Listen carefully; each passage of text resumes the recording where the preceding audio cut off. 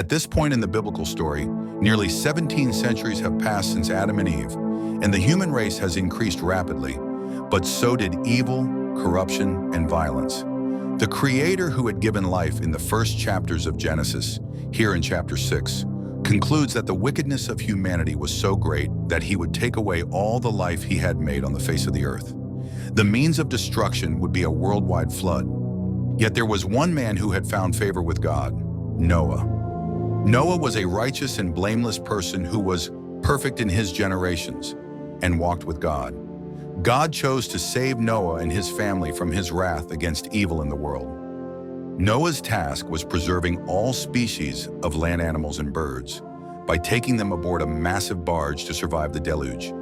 And by faith, Noah did exactly as God instructed and built the ark. The dimensions of the ark were 450 feet long, 75 feet wide, and 45 feet high. The ark had a deck area of 96,000 square feet, spread over 3 massive levels. The barge was coated with pitch inside and out to ensure watertightness and preservation.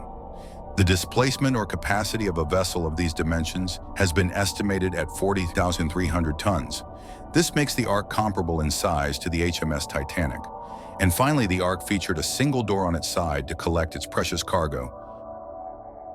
The raging waters kept rising for 40 days, and the ark floated high above the hills and mountains.